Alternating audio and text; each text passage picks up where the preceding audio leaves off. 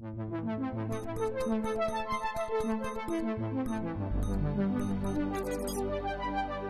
everyone, welcome to Nihongadas and welcome to another video of Nihongadas off track.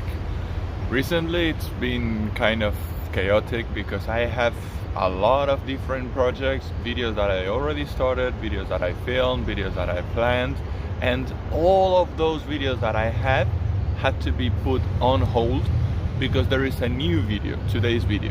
I had to take this one today and I had to upload this video today. It's very special that this video is uploaded today because today it's a historical special day. Today, October 14th, but 150 years ago, we had the first railway in Japan. So, we have an anniversary. Yay! The next station is Shimbashi. As a bit of context, we are now in the middle of the 19th century. The ruling Tokugawa shogunate is now at its weakest. It's now really weak, about to disappear. Same that happens with the Edo period. It's also about to disappear. But the country is receiving pressure from the outside to open its gates. One of the main representatives of this international pressure would be the well-known Commodore Perry. This Commodore Matthew Perry comes to Japan 2 times, and during the second time he visits the shogun and he brings a model of a steam locomotive that they have in America. Why? Because he wanted to show the shogun the potential of the American science and technology. The shogun really likes the idea. Actually, he wants to build a new railway between Edo and Kyoto. But just a few years later, the shogun is finally defeated and we have the so-called Meiji Restoration. So during the Meiji Restoration, the shogun disappears, the emperor takes the power back. And this new Meiji government didn't like the idea of the railway between Edo and Kyoto. So instead, they decide to do something new.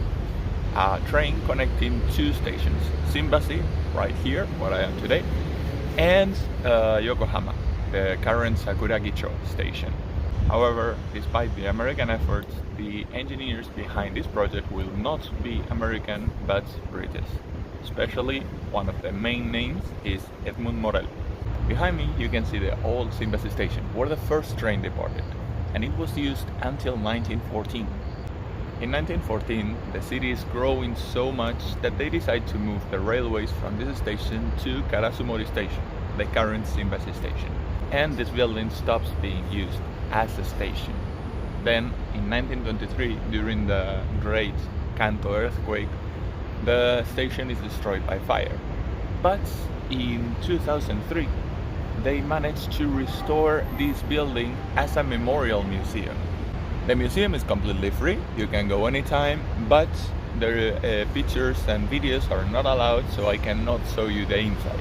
However, this memorial museum was created following the original, so at least we can have an accurate idea of how this first station looked like.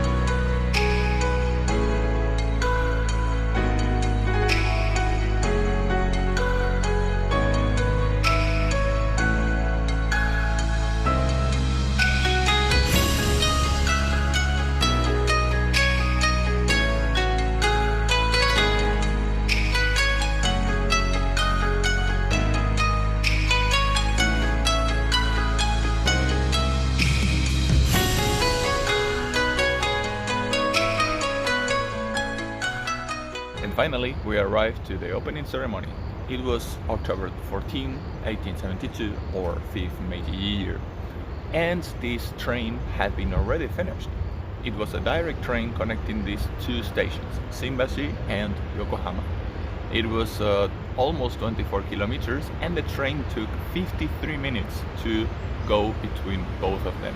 Before the train was here, going from Shimbashi to Yokohama would take you 1 day on foot and 7 hours by palanquin, so it was a great deal. During the opening ceremony, as I said, the train departed from Shimbashi station at 10 a.m. with the Emperor on board and arrived Yokohama at 10:54. It had 1 minute delay on the opening ceremony. Probably that's the reason why Japanese usually apologize every time that their trains arrive late, even if it's only for 1 minute.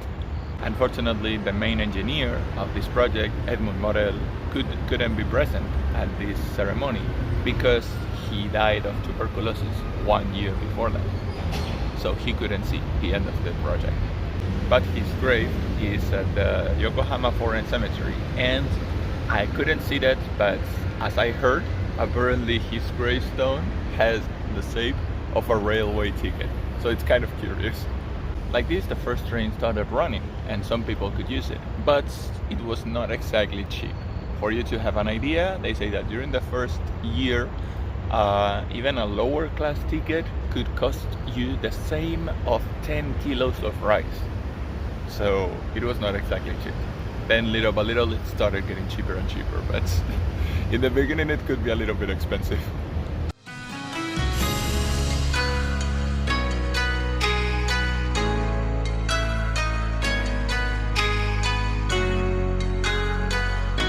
In 1972, to commemorate the 100 years of the first railway in the country, a replica of the steam locomotive was built. Since that moment, it became one of the most popular meeting points in the area. Nowadays, Tokyo has evolved until becoming the world's most extensive urban rail network, with 158 lines as of May 2014. Railway enthusiasm is definitely a thing in Japan, and their fans, the called Tetsudo fans, are everywhere, all over the country. Right now, the rail network in Tokyo is crazy. If you look at the map, it looks like the earphones out of your pocket. It's a mess, you know? But all started 150 years ago with just one single line that departed exactly from this point. Likewise, Japan, which had been close to the outer influence for more than 250 years, started evolving simultaneously inside this era of industrialization. Alright, so that's the end of today's video. I really hope you liked it. It has been a rush and it's chaos. As I said, I had many videos in progress in my list, but I wanted to have this video ready for this 150th anniversary. So I had to be researching, scripting, filming and editing in a rush.